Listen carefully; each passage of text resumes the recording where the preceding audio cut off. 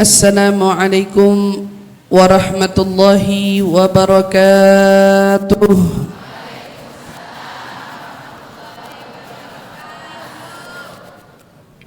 Rabbil alamin wa bihi nasta'inu ala umuri dunya waddin wassalatu wassalam ala ashrafil anbiya'i wal mursalin sayyidina wa habibina wa syafi'ina wa qurrati a'yunina Muhammadin sallallahu alaihi wa ala alihi wa sahbihi wa sallam.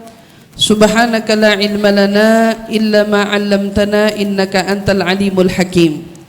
Rabbi zidna ilma warzuqna fahma, amin amin ya rabbal alamin. Allahumma inna nas'aluka ilman ladunni wal mashrab as-safiyal haniya wa habi ghani. Allahumma inna nas'aluka ilman ladunni wal mashrab as-safiyal haniya wa habi ghani.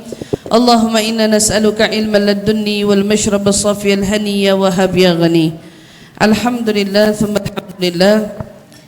Limpahan syukur bersama-sama kita panjatkan kepada Allah Subhanahu wa taala yang mengumpulkan kita bersama di dalam menghadiri majelis perayaan Maulid Nabi besar Muhammad sallallahu alaihi wasallam, yang dengannya kita berkumpul bersama, saling mengenang, saling mengingat, dan saling kembali duduk mengintrospeksi diri dari jauhnya kita akan sifat-sifat mulia junjungan Nabi besar kita Muhammad sallallahu alaihi wa ala alihi wasallam, yang mana dengan kumpulnya kita ini semua adalah bagian daripada inginnya kita menjadi pribadi yang semakin hari semakin meneladani Nabi. Karena apa artinya hidup kalau ternyata kita ini jauh dari perangainya Nabi? Kita sama-sama tahu agama Islam yang dibawa oleh Nabi itu agama rahmatan lil alamin.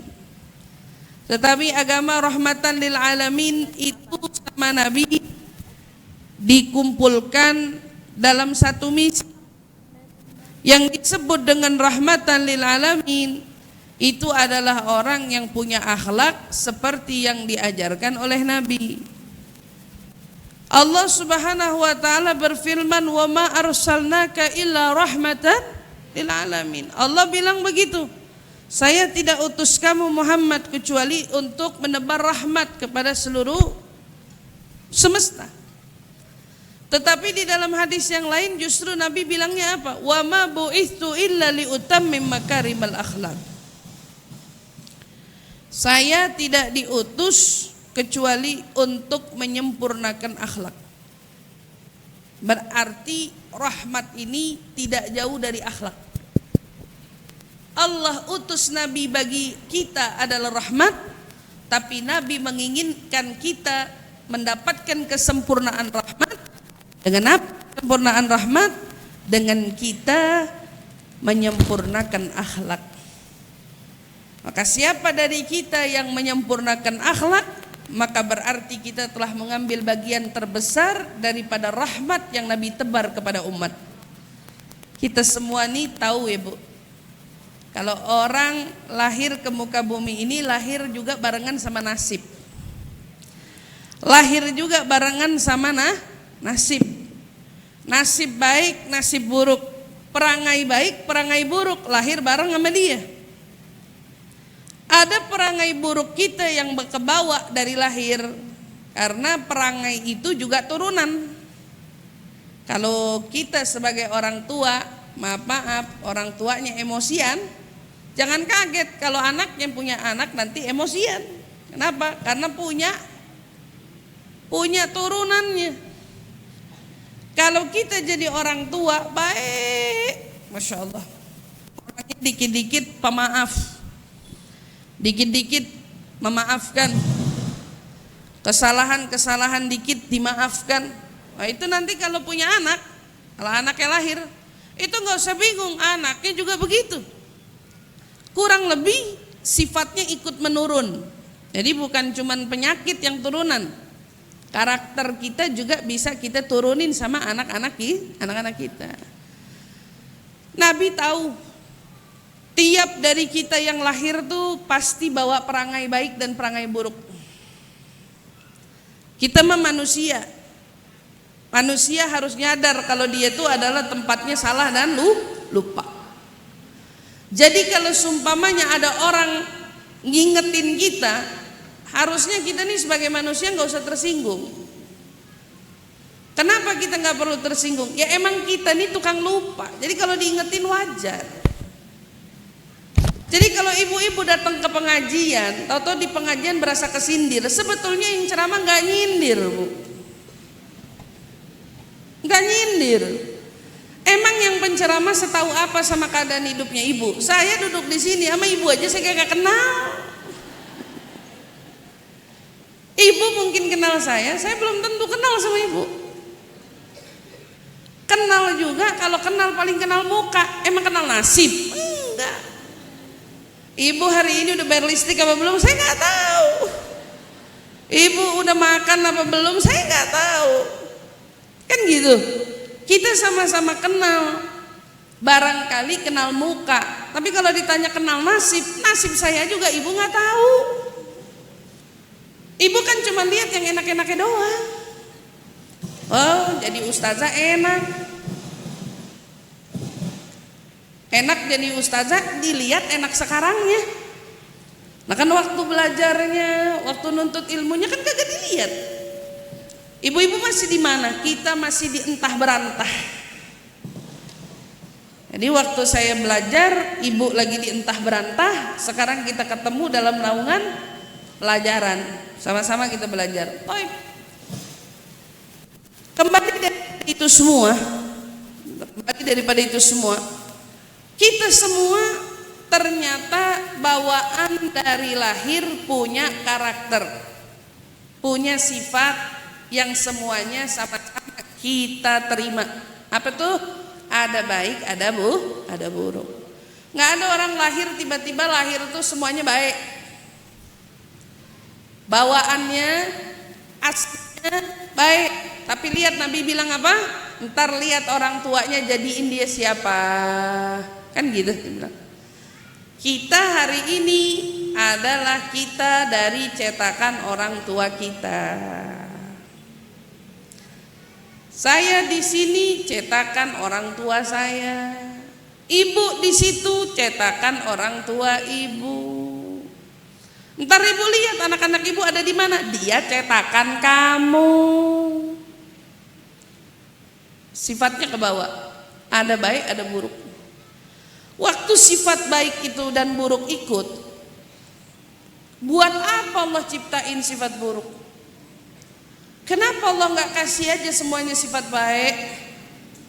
Kan kalau kita semua punya sifat baik enak, sholat jadi rajin, pergi kajian jadi rajin, gitu kan? Atau kita sholatnya jadi khusyuk, sholawatnya jadi semangat, sedekahnya jadi rajin. Kenapa harus ada yang buruk ngikut? Justru buruk yang Allah kasih ini adalah bentuk pembuktian seberapa baik-baik yang Allah kasih. Karena yang ngebukti ini dari mana? Si buruk ini. Sifat buruk yang Allah kasih buat kita buat buktiin seberapa kuat sifat baik yang kita punya.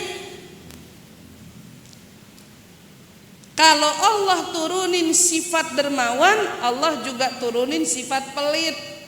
Makanya ada orang baik sama si A, pelit sama si B. Ada orang senyum sama si A, cemberut sama si B. Jangan-jangan semuanya. Dan jangan kita semua. Begitu kan? Berarti waktu Allah kasih kita sifat baik, Allah kasih kita sifat buruk. Tapi kamu mau tahu kualitas sifat baikmu tergantung bagaimana kamu menyikapi sikap burukmu. Allah kasih kamu sifat dermawan, ketemu anak yatim, ya Allah melasnya, kesiannya. Ibunya mana? Ibunya lagi kerja. Soalnya anak yatimnya 3. Waduh, kita nggak tega. Ngelihat kondisi rumahnya, waduh, kita nggak tega. Buru-buru. Pengen apa? Pengen ngasih. Tapi tahu-tahu ada anak gelandangan. Yang kita nggak tahu dia yatim apa bukan. Kan gitu. Saat kita nggak tahu dia yatim atau bukan, sama-sama anak-anak. Tapi lihat kadang-kadang ujian Allah, sifat buruk kita muncul. Jangan kasih nih anak, emaknya kemana? Bapaknya kemana? Nih jangan-jangan disuruh sama bapaknya nih begini nih, gitu. Kenapa kita punya tuh insting? Kenapa kita punya tuh sifat? Karena Allah mau uji kita di balik sifat buruk itu. Ada orang yang nahan dirinya dari sedekah lantaran prasangka. Jadi di balik rasa iba yang kita berikan kepada mereka, kita juga kadang-kadang punya prasangka buruk yang kita tujukan untuk mereka. Ini kenapa nih dia bisa begini nih? Kenapa dia bisa begitu? Justru Allah mau lihat, saya kasih kamu ibaratnya 50% sifat baik, 50% sifat buruk. Di mana kamu mengelola 50% kebaikan agar menutupi 50% keburukan, atau justru 50% kebaikan tertutup gara-gara 50% keburukan yang kau kelola sendiri dengan egomu. Beda. Nabi Shallallahu Alaihi Wasallam diutus sama Allah, yang Nabi sampaikan ke kita, liutammim makarimal akhlak. Saya ini datang buat nyempurnain akhlak. Dari 50% gimana jadi 100? Bawaan dari lahir udah ada sifat baik, tapi gimana tuh sifat baik bisa nutupin sifat buruk? Bagaimana caranya senyum kita yang udah ada di raut wajah kita bisa kita bagi ke si A dan ke si B, bukan A doang, si B tidak gitu. Bagaimana ibu sedekah? Sedekahnya bukan karena seseorang tertentu, tetapi sedekahnya bisa menyeluruh. Gimana kita sholat, khusyuknya kita tidak menyesuaikan mood. Kalau lagi galau sholatnya khusyuk, kalau lagi happy buru-buru. Ada beda. Kalau lagi galau panjang di sejadah, air mata tumpah. Tapi kalau lagi gembira, doa Robbana Atina. Singkat doanya, buru-buru dia pengen banget. Kenapa? Karena ngerasa nggak punya masalah. Tapi kalau kita hidup itu tahu hamba, yang namanya hamba, yang namanya khusyuk, nggak nunggu dulu adanya musibah. Yaitu baik kita lagi senang atau kita lagi sedih, sama durasi sholatnya. Makanya kalau kita mundur kepada kisahnya Nabi siapa? Nabi Ayub alaihissalatu wassalam, yang kalau kita dengar kisahnya, kata Nabi Ayub nih nabi yang paling banyak diuji. Nabi yang paling banyak diuji. Ibu tahu Nabi Ayub waktu Allah subhanahu wa ta'ala beri nikmat, Nabi Ayub punya banyak keturunan, dikasih sama Allah istri yang cantik-cantik, dikasih sama Allah rumah. Kalau ibaratnya zaman sekarang, orang sekarang bilang rukonya berjejer-jejer. Berarti asetnya banyak ya? Banyak. Anak banyak, keluarga banyak, ditambah fisiknya gagah. Itu Nabi Ayub dulu. Iblis, tukang kompor, baik-baik yang punya teman tukang kompor gitu. Nah iblis yang si tukang kompor nih gitu ya, ngomong begini, ya pantesan aja si Ayub, nah gitu ibaratnya kurang lebih, pantesan aja tuh Ayub kalau sholat lama banget. Kenapa? Ya kau kasih dia hidup yang mapan banget. Hidupnya mapan, rezekinya ada, jadi dia ibadah itu tenang, tumakninah, gak ada pikirannya. Coba kau ambil hartanya, apa iya dia masih sebegitunya sholat? Beda kan sama kita. Kalau kita malah lagi galau, sholatnya yang lama. Kalau lagi sedih, sholat lama. Kalau lagi punya masalah, waduh, tangan tinggi banget diangkat. Gitu. Tangan ini tinggi banget diangkat, punya banyak masalah. Sekarang kalau mau baca orang punya masalah gampang. Ibu saya bilangin kalau ibu datang ke pengajian nih, liatin aja orang sebelahnya. Kalau dari datang air matanya tumpah mulu, nah itu kira-kira lagi banyak masalah biasanya. Itu menggampang orang sekarang kalau lihat lagi masalah. Terus ntar lihat, pas lagi momennya doa tangannya panjang apa enggak? Ya, karena keumuman kita begitu. Kalau lagi punya masalah, doanya panjang, sujudnya lama, munajatnya jadi panjang. Itu kalau kita. Tapi beda Nabi Ayub. Tuh waktu Nabi Ayub dikasih nikmat sama Allah yang begitu banyak, Nabi Ayub alaihissalatu wassalam malah justru sholatnya lama, doanya lama, ibadahnya lama. Maka iblis mau goda. Ini gara-gara banyak nikmat, makanya syukurnya begini. Coba apa kalau kau uji nikmat hartanya, dia masih begini sholatnya. Kata Allah, kau ingin lihat hambaku Ayub? Lihat, sama Allah diambil hartanya satu persatu. Kalau kita kira-kira ilustrasi punya ruko tadinya 100, di sini 10, di sini 10, di sini 10, ibaratnya gitu. Asetnya ada di mana-mana, satu persatu sama Allah dibakar. Hartanya habis. Kira-kira gitu. Makin hari dapat musibah, dengar kabar yang ini kebakar, dapat lagi yang ini kebakar, dapat lagi yang ini rusak, dapat lagi sampai sempurna udah ujian hartanya. Hartanya habis. Hartanya habis. Itu Allah uji dari harta. Ternyata apa yang didapat? Kalau biasanya Nabi Ayub sholat sejam, ternyata dia tetap sholat sejam. Walaupun dia punya masalah, tidak mengendurkan dia untuk ibadah. Kadang ada juga orang sekarang yang ditimpa masalah, bukan makin dekat sama Allah, malah makin menjauh dan marah. Ini hati-hati nih, ini upaya iblis emang mau bikinnya begitu. Kalau kamu sedih larinya ke maulid itu bagus.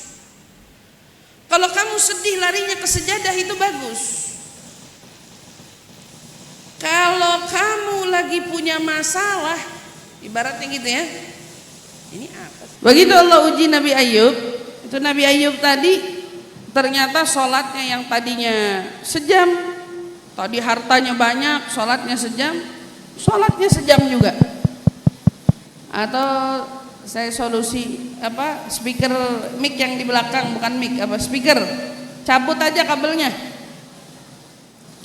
yang di belakang. Dari speaker masjid Ustazah katanya lagi mau dicabut. Ya, speakernya yang di belakang yang dicabut.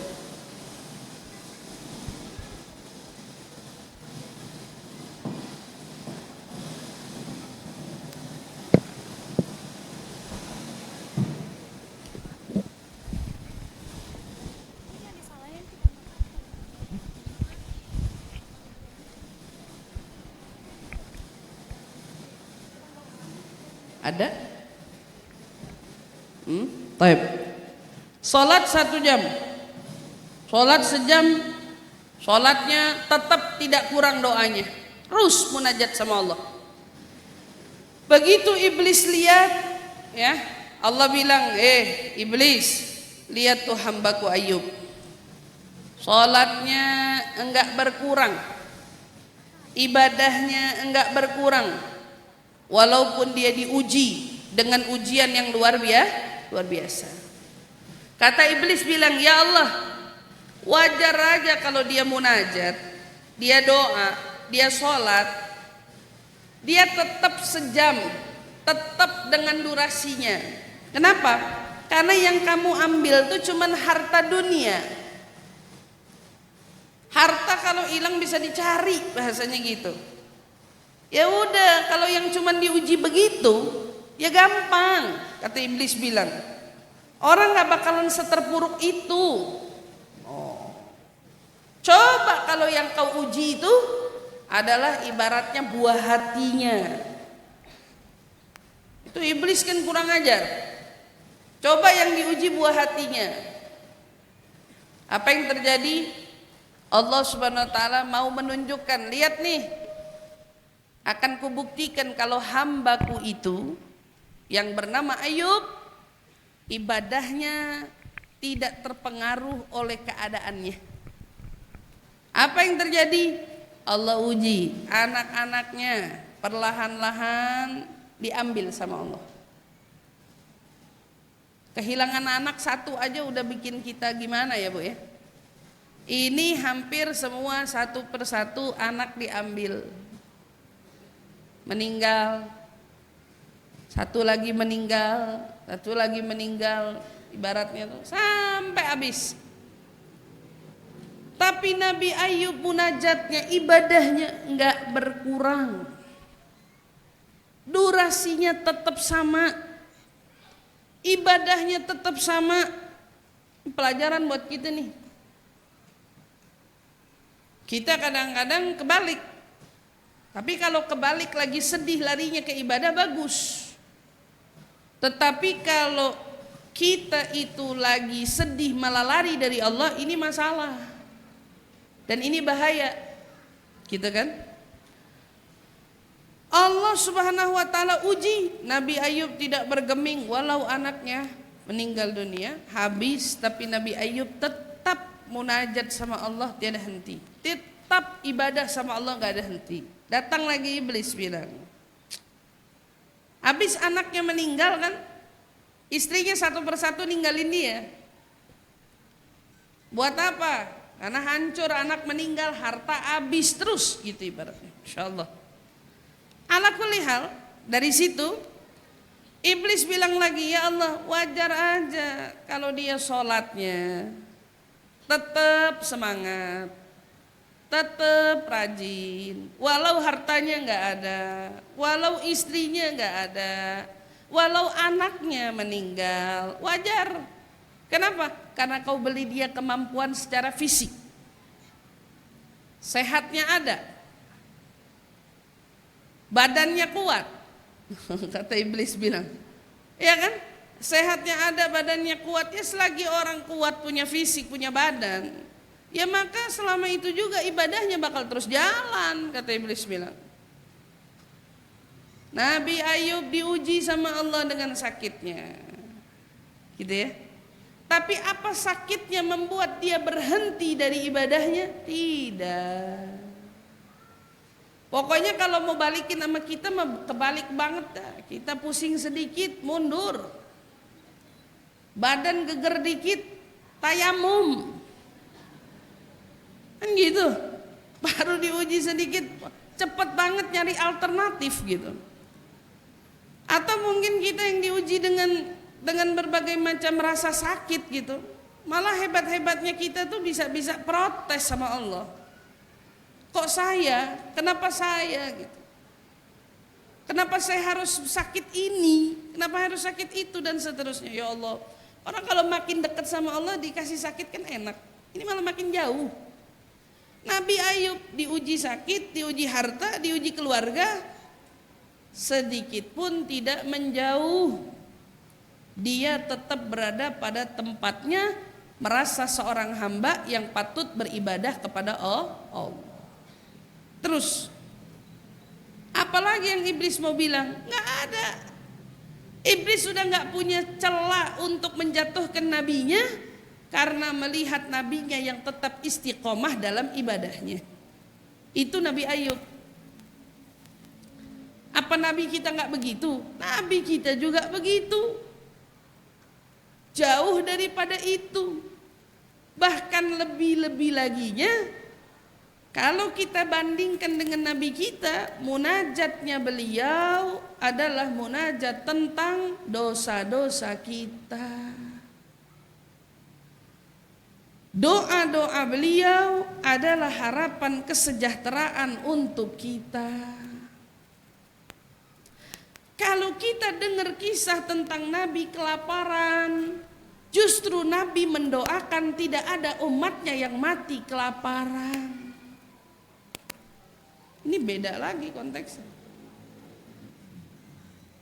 Kalau Nabi SAW kita baca di Burdah Al-Madih ya, di Burdah Al-Madih ada kan tentang washadda min saghabin ahsya'aha wa tawa tahtal hijarati kashham mutrafal adami.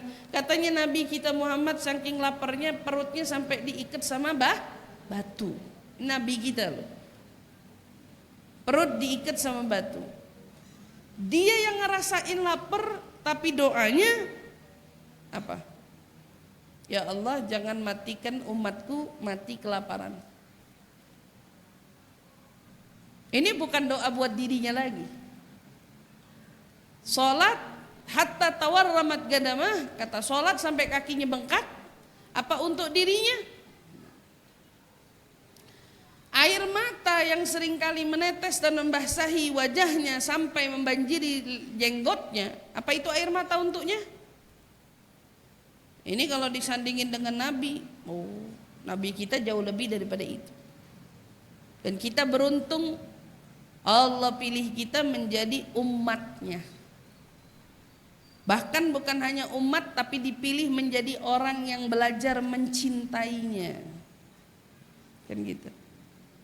Dan kalau kita mau belajar dengan semakin memperbaiki cinta kita kepadanya, pelajari tujuan Nabi untuk kita. Apa yang Nabi mau lakuin? Utammim makarimal akhlaq. Kadar cinta orang akan terlihat dari kadar perubahannya. Kadar cinta seseorang akan terlihat dari usahanya. Ibu cinta sama seseorang, apa cukup ngomong doang? Nggak bisa. Apalagi para ustazah tuh paling sering digombalin sama muridnya. Ustazah menjarang gombal, murid gombal iya. Kalau buat murid gombal sama ustazah udah kenyang. Tapi jawabannya, ustazah tahu nggak murid yang cinta beneran? Tahulah. Masa nggak tahu? Tahu nggak murid yang cuman ngomong doang? Tahulah. Kalau kita balikin, Nabi tahu nggak umatnya yang cinta doang sama yang cinta beneran? Tahulah. Nabi tahu nggak umatnya yang cinta dengan kesungguhan, dengan cinta yang dipenuhi dengan kepura-puraan? Tahulah. Orang di zaman Nabi yang pura-pura udah ada, di zaman Nabi yang pura-pura cinta ada. Itulah disebut dengan kaum munafik. Kan gitu. Pura-pura cinta, pura-pura nunduk, padahal di hatinya benci, di hatinya iri, di hatinya nggak suka dan lain sebagainya. Kembali ke kita, Nabi tahu umatnya lahir membawa semua sifat baik dan buruknya. Makanya Nabi datang sebagai apa? Pengajar adab. Jadi kalau ditanya Nabi ini ngajarin apa sama kita? Nabi ini ngajarin adab. Nabi ini ngajarin akhlak. Nabi ini ngajarin santun. Sebelum Nabi ngajarin sholat, yang Nabi ajarin adab. Sebelum Nabi ngajarin kita hal lainnya, yang pertama Nabi ajarin kesantunannya. Sebelum wahyu diturunkan, Nabi telah dikenal di mana-mana dengan julukan Al-Aminnya. Al-Amin julukannya apa, Bu? Yang jujur, amanah. Ini ada di qaidah fikih. Jujur amanah emang belajar ada di rukun Islam yang mana? Jujur amanah ada di rukun iman yang mana? Semuanya ini justru menyebar luas di kalangan orang-orang kafir Quraisy. Karena amanah itu adalah adab yang bersangkutan dengan hati. Jadi kalau kita ngaku cinta sama Nabi, coba kita ngaca hari ini. Di mana kita dengan akhlak, di mana kita dengan adab.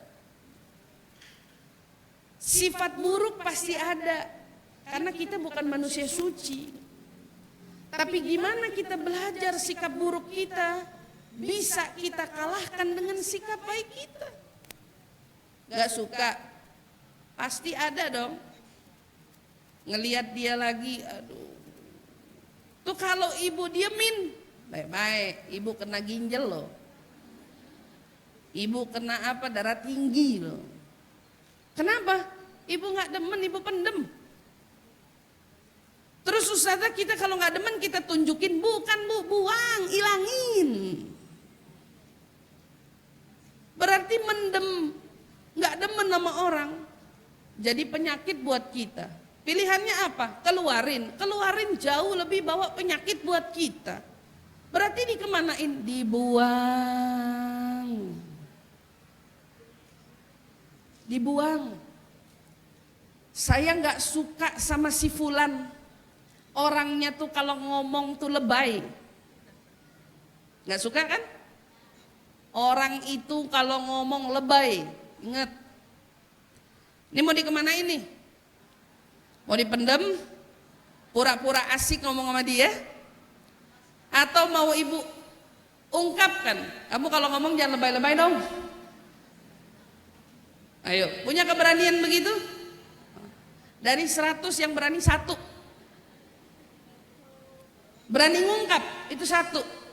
Saya malah ngarahin ibu, ungkap, buang-buang aja kuota mulut.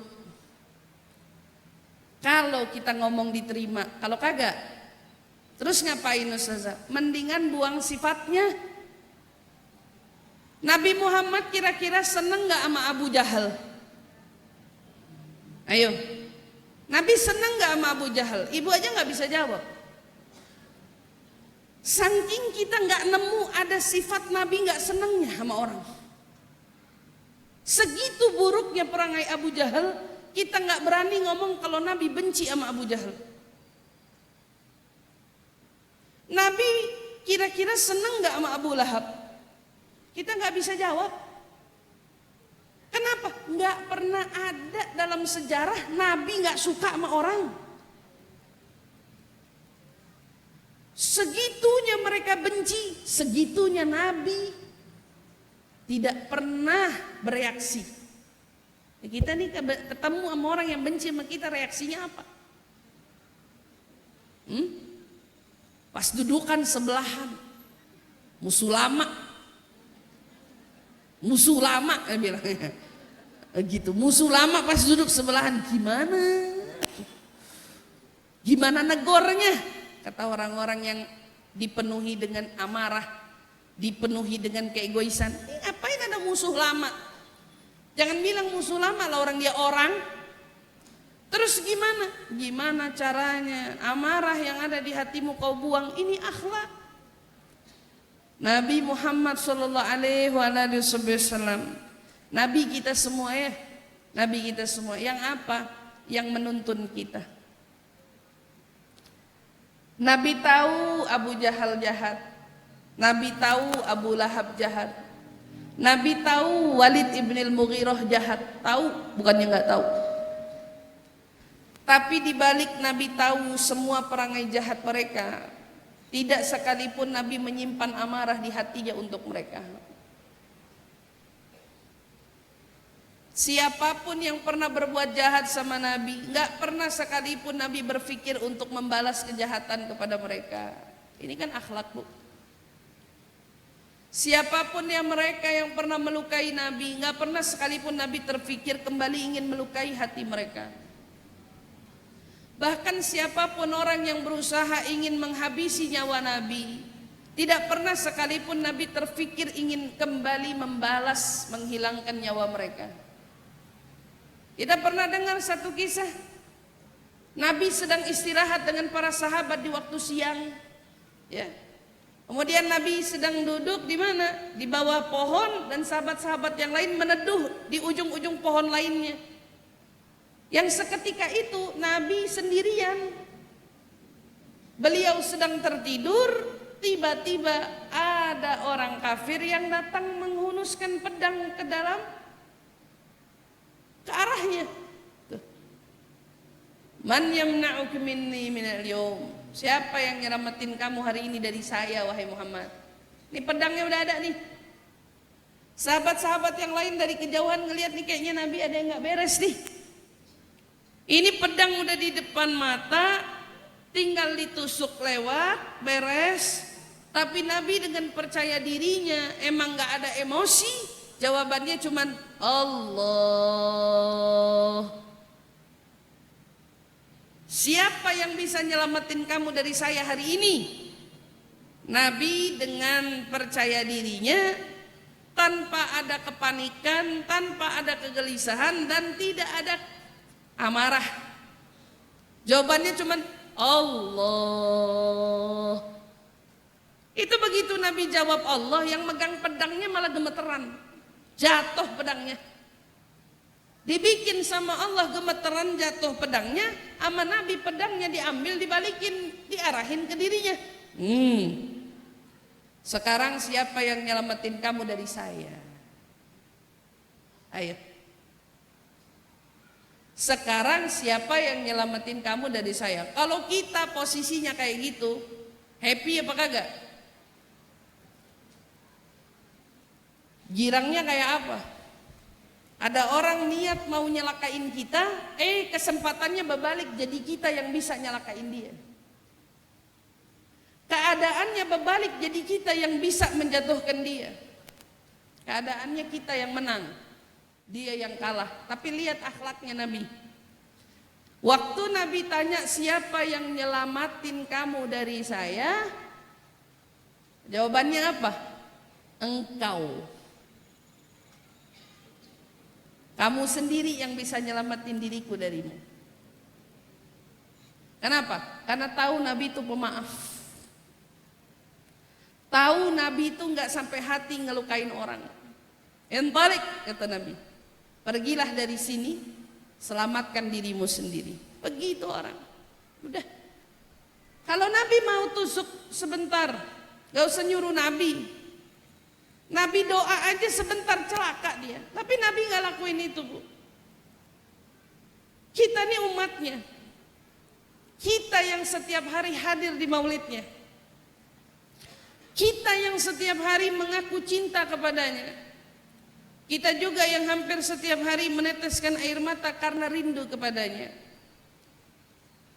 Tapi kita perlu ingat, air matamu, pengakuan cintamu, semua itu tidak akan menjadi sesuatu tanpa ada bukti upayamu di dalam meneladani nabimu.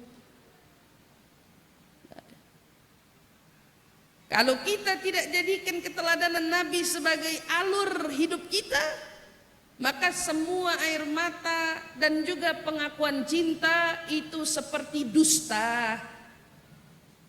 Itu gak benar.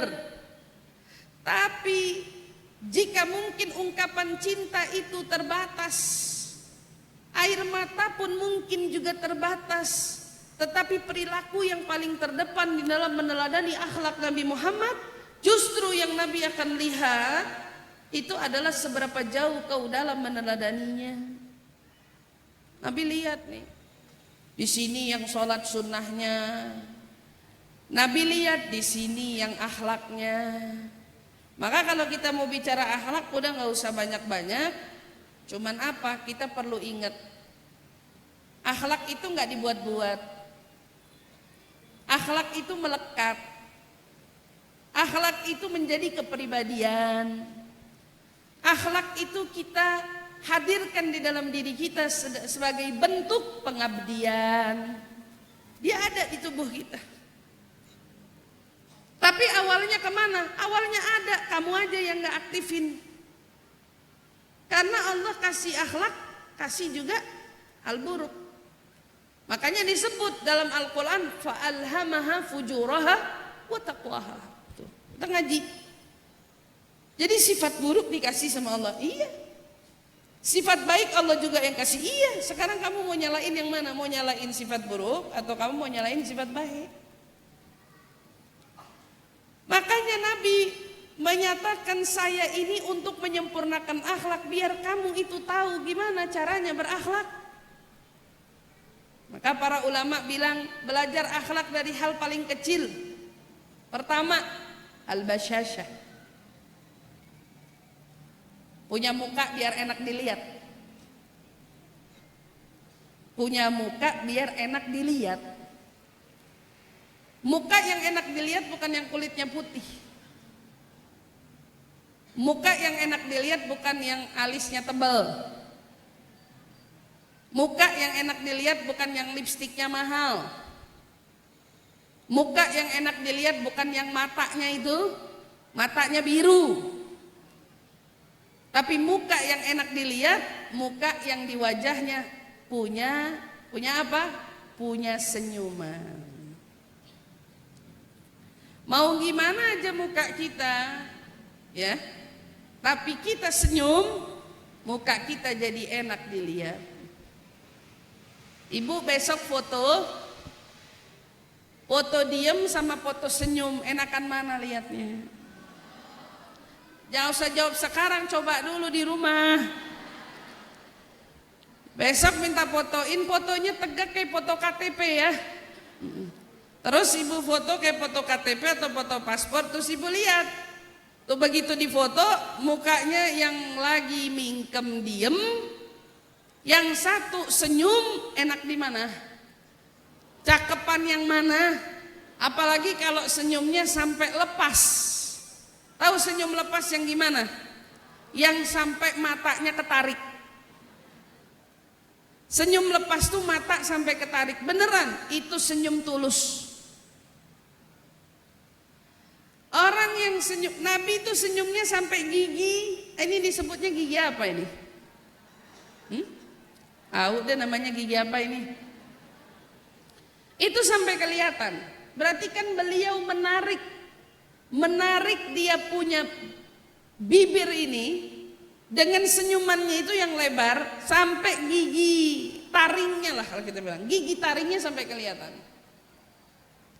Dan orang coba, ibu boleh ngecek sambil nyengir-nyengir sendiri gitu ya. Begitu kita senyum begitu, ada yang ketarik nggak di guratan mata kita? Karena orang yang cuman senyumnya begini, dingin ya, nggak enak. Tapi kalau senyum bener enak. Ibu tahu akhlak beranjak dari situ. Akhlak beranjak dari situ. Kamu mau bertingkah modelnya gimana aja, tapi perkara senyum kamu nggak punya, beres. Sebagus apapun akhlak, karena perkara senyum kau akan dicap sengak. Bener. Ustazah kenapa? Saya nih korban alis, tahu nggak? Saya udah pernah bilang sama ibu ya di beberapa kajian, saya ini korban alis tebel. Kalau kagak senyum, katanya garang. Kalau nggak senyum katanya garang. Jadi saya nggak boleh mikir dikit, dibilangnya punya masalah. Itu gara-gara alis, gara-gara alis nih. Dibilang orang, Ustazah lagi sumpek ya. Padahal lagi diem, kata lagi sumpek. Gara-gara mukanya udah kekadung garang. Saya mau keluar negeri berapa kali ketolak, dikira mukanya keturunan Afghanistan. Gitu, dikira mukanya keturunan Afghanistan. Gara-gara kerudungnya hitam melulu. Tuh, sejak serius korban alis. Tapi kan ada tapinya. Begitu kita gunakan jurus akhlak paling dasar yaitu senyuman, nggak ada orang yang peduli sama alis saya, yang diingat senyumnya doang. Betul apa kagak? Emang begitu manusia. Kita duduk sebelah orang, kita duduk sebelah siapa aja, yang bakal diingat bukan teguranmu, tapi senyumanmu. Saat kita menegur tapi tiada senyum di situ, teguranmu hambar. Tapi saat kau menegur tapi diiringi dengan dari mana, namanya siapa, ya misal itu kan kata-kata sederhana, tinggal di mana gitu. Tapi ada senyuman, wah saya jamin langsung kena ke hatinya. Karena akhlak gak mungkin dusta. Akhlak Nabi gak mungkin salah. Yang disuruh apa? Al-basyasyah. Mulai dari yang disebut dengan senyum. Senyum, udah sering-sering aja senyum. Ini orang yang begini akhlaknya gak usah banyak, tapi dari senyum aja akan dikenang dengan orang sebagai orang yang berakhlak. Al-basyasyah. Apalagi selanjutnya, wal kalamu thayyib. Dah, habis udah bisa senyum, muka enak dilihat, wajah berseri-seri, baru kita beranjak ke akhlak selanjutnya, perkara dengan mulut, yaitu ucapan yang baik. Orang kalau punya akhlak, yang diucap pasti yang baik-baik. Bukankah ucapan kita adalah isi hati kita? Yang keluar dari mulut gambaran bagaimana dalamnya hatimu. Diumpamakan seperti sebuah cerek atau teko. Gak mungkin itu teko mengeluarkan air yang berbeda dengan isi. Pernah nemu, Bu? Ibu bikinnya teh keluar kopi, pernah nemu? Atau barangkali bikinnya teh keluarnya sirup, pernah nemu? Kalau ada teko begitu, apa tuh teko namanya kira-kira? Disebut teko ajaib. Betapa banyak manusia hari ini ajaib. Kadang-kadang keluar dari mulutnya hal-hal baik, tetapi ternyata hatinya menyimpan keburukan. Lalu dia bilang, emang kita sama orang mesti begini. Kalau sama orang kita mesti nunjukin yang baik-baik aja. Loh, kenapa yang ditunjukin yang baik? Kamu gak pengen jadi baik beneran? Kita kalau sama orang emang harus baik-baik. Saya kalau ketemu sama orang yang kayak gitu, saya bilang, berarti ini bukan orang baik nih dia nih. Kenapa? Karena dia cuma mau nunjukin sisi yang baik. Lalu mana sisi buruknya? Kita gak butuh hidup di dunia belagak jadi orang baik. Tapi kita butuh hidup di dunia jadi orang baik. Kalau belagak jadi orang baik gak usah, karena Allah Maha tahu. Pengawasan Allah gak luput dari itu. Itu mah camin aja benar-benar. Pura-pura baik. Kamu kira Allah gak lihat? Kamu kira Allah gak tahu? Pura-pura, ada si ini, ayo tegur, gak enak. Kenapa ada kalimat gak enak? Kenapa menegurnya bukan suatu yang kau inginkan atas dasar bentuk ada dia, saya ingin menegurnya. Tapi harus ada embel enggak enak. Ada si itu, ayo cepetan. Ajak ngomong. Tadi kira kita sombong. Berarti di sini ada yang ajaib dari manusia. Hatinya ngomong lain, ucapannya lain. Tapi yang kita mau tempa ini hati kita jadi baik karena kita meneladani Nabi. Karena kalau udah hati yang baik keluar dari mulutnya hal baik. Al-basyasyah wal kalamu thayyib. Nah, mulut ngomong baik, ketemu orang baik ngomongnya, nggak ada buruknya. Itu kalau sampai dirunutin, insya Allah duduk sama dia kagak ada ghibah. Kita kan pengen jadi yang begitu ya. Duduk sama dia kagak kita dengar ghibah.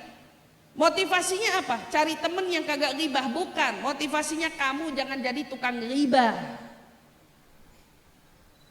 Karena kalau kamu selalu melihat temen yang tukang ghibah, emang kitanya bersih banget apa? Kan kita selama ini gitu. Ustazah gimana? Kita gak ngomongin orang, tapi sekitaran kita ngomongin orang. Selalu kan bilangnya gitu. Kita gak ngomongin orang, tapi sekitaran kita ngomongin orang. Lah terus gimana Ustazah? Apa yang harus kita lakukan? Negor dia, ngomong sama dia, apa gimana? Ini semuanya satu keterikatan, satu keterkaitan. Kalau udah mulut senyum, di wajah senyum, ngomong baik, maka yang selanjutnya akhlaknya apa? Wal qalbu shafi. Hati bersih. nggak ada prasangka, nggak ada praduga, nggak ada hasad, nggak ada benci, nggak ada dengki, nggak ada sombong. Kenapa? Hatinya bersih. Dan kata para ulama, dan bahkan Nabi SAW bersabda, berapa banyak dari umatku mendapatkan kedudukan yang tinggi di sisi Allah, mendapatkan derajat yang tinggi di sisi Allah, bukan gara-gara banyak sholatnya, bukan gara-gara banyak puasanya, juga bukan karena banyak sedekahnya. Lalu apa? Dia mendekat kepada Allah melalui hatinya. Karena Allah itu bermuamalah dengan kita pakai hati. Hati bersih, akhlak sempurna. Hadzal jamalul hagigi wa akhlaqul hagigi. Ini yang disebut dengan apa? Keindahan yang sempurna saat hati bersih, tutur kata baik, diiringi raut wajah berseri-seri, itu disebut dengan akhlak yang sesungguhnya. Dan kita orang-orang yang mengaku umatnya Nabi Muhammad SAW, maka sudah sepatutnya umat Nabi bukan hanya duduk di maulidnya atau menjadi orang yang hanya mengungkapkan rasa cinta kepadanya, tetapi setidaknya kita sama-sama belajar bagaimana membersihkan hati, memperbaiki tutur kata, bahkan sampai menunjukkan raut wajah yang memang telah dicerminkan oleh baginda Nabi besar Muhammad sallallahu alaihi wa ala alihi wasallam. Ibu, Nabi walaupun diberi oleh Allah beban dari turunnya wahyu, itu enggak tanggung-tanggung ya Bu ya. Sampai Allah itu ngasih perumpamaan, lau anzalna hadzal Qur'an ala jabalin la ra'aitahu khashi'an mutasaddian min khasyatillah. Kalau kamu lihat Al-Qur'an saya turunin di atas gunung, kamu bakal lihat gunung itu apa? Bergetar, bergoncang, bergetar karena apa? Rasa takutnya dia kepada Allah dengan turunnya Al-Qur'an di atas mereka. Ini gunung. Tapi Al-Qur'an turunnya ke Nabi. Kalau gunung aja nggak nyanggup mikul Al-Quran, tapi Nabi mampu memikul Al-Quran. Nabi bisa nih mikul Al-Quran, tapi dengan bebannya itu nggak pernah ditemukan raut wajahnya tanpa senyum.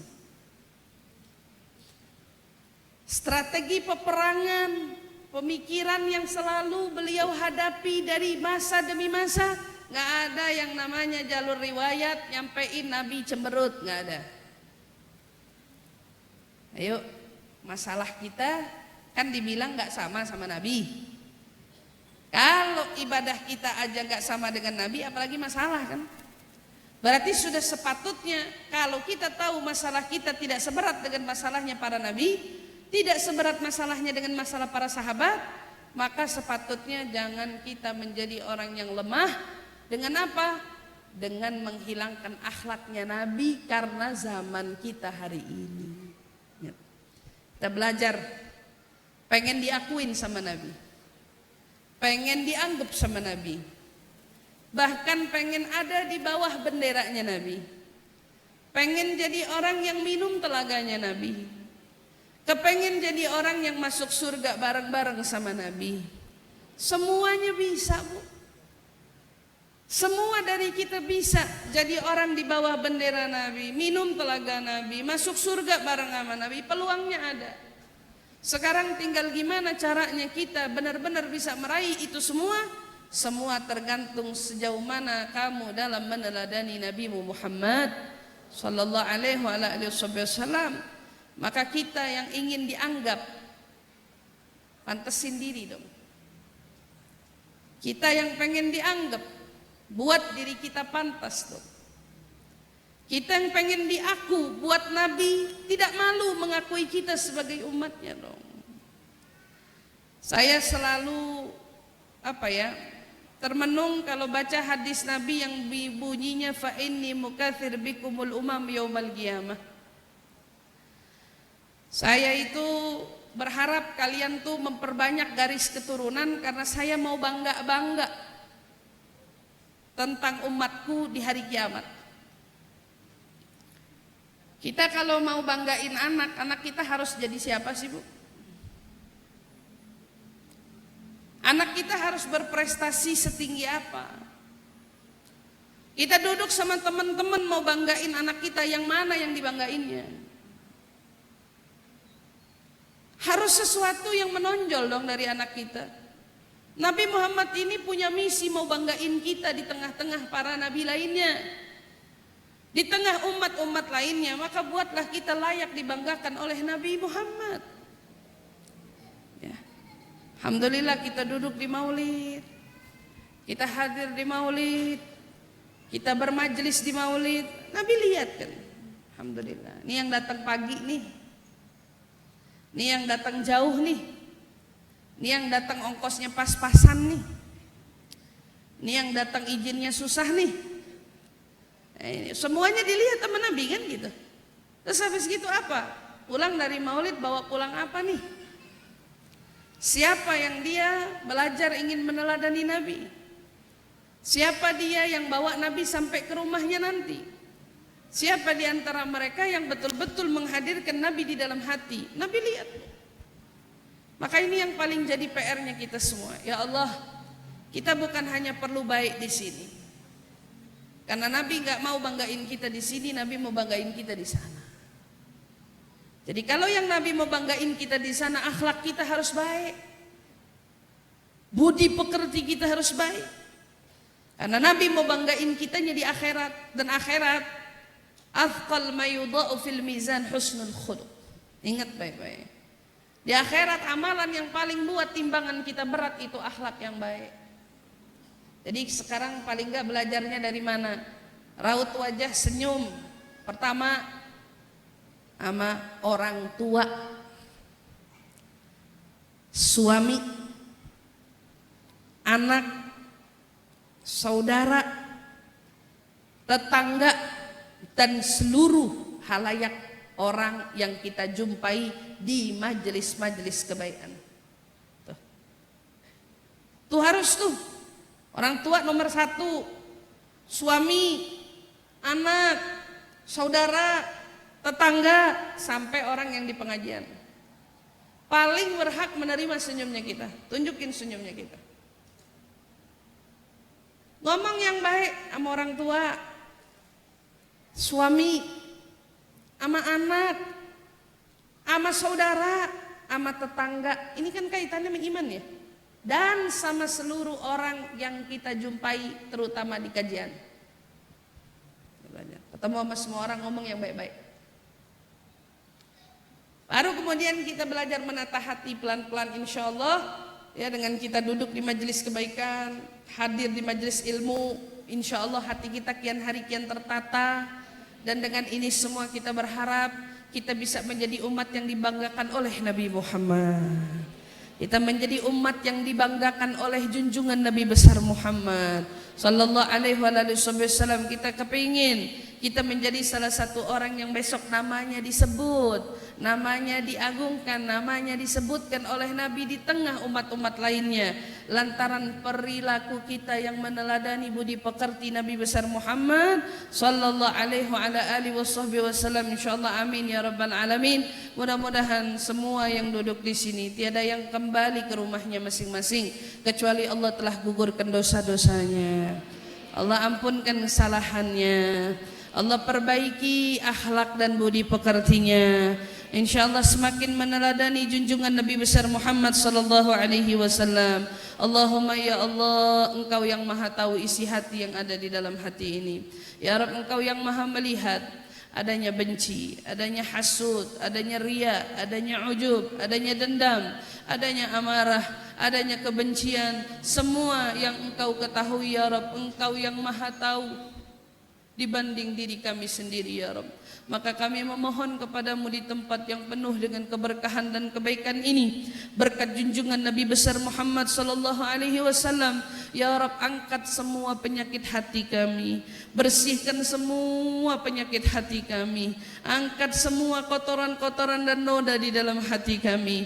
Ya Rabb, bersihkan ia karena kami ingin dibanggakan oleh Nabi kami. Ya Rabb, kami ingin diagungkan oleh Nabi kami. Ya Rabb, kami ingin membawa senyuman di raut wajah Nabi kami Muhammad. Maka ya Rabb, permohonan kami, bersihkan hati kami semua ya Rabb.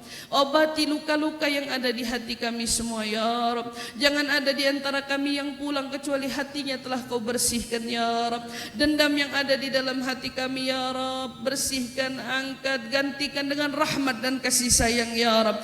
Kebencian yang ada di dalam hati kami ganti ya Rabb dengan cinta, rahmat dan kasih sayang ya Rabb. Allahumma ya Allah, Engkau juga maha tahu semua dosa yang kami perbuat. Engkau yang maha tahu semua aib yang pernah kami perbuat. Maka ya Rabb, jangan kau tunjukkan aib kami sebagaimana kau tutupkan aib kami di dunia, maka tutup juga aib kami di akhirat ya Rabb. Sebagaimana kau jaga orang-orang di sekitar kami yang tidak mengetahui dosa kami, yang tidak mengetahui aib-aib kami, maka ya Rabb, jangan hanya kau lindungi kami di dunia ini, tetapi juga lindungi kami di akhirat nanti ya Allah. Lindungi kami di akhirat nanti ya Allah. Lindungi kami di akhirat nanti ya Allah. Allahumma ya Allah, jadikan kami orang-orang yang kau mudahkan langkahnya dalam meneladani akhlak Nabi Muhammad. Mudahkan langkah kami, mudahkan perangai kami, mudahkan seluruh perbuatan kami, agar kami dapat meneladani Nabi dengan sempurna ya Allah, dapat meneladani sunnahnya dengan sempurna ya Allah, dapat mengikuti jejak hidupnya dengan sempurna ya Allah, hingga datangnya ajal wafat menjemput kami ya Rabb. Wafatkan kami husnul khatimah, wafatkan kami husnul khatimah, wafatkan kami husnul khatimah. Engkau ridha kepada kami ya Rabb, Rasulullah ridha terhadap kami ya Rabb. Jadikan kalimat terakhir yang keluar dari lisan kami, la ilaha illallah Muhammad Rasulullah sallallahu alaihi wasallam. Dengannya engkau hidupkan kami, dengannya pula wafatkan kami ya Rabb, dengannya pula kumpulkan kami bersama ahli la ilaha illallah. Rabbana la tuzigh qulubana ba'da idh hadaitana wa hab lana min ladunka rahmatan innaka antal wahhab. Rabbana atina fid dunya hasanah wa fil akhirati hasanah wa qina adzabannar. وأدخلنا يا رب جنة مع الأبرار يا عزيز يا غفار. سبحان ربك رب العزة عما يصفون وسلام على المرسلين والحمد لله رب العالمين.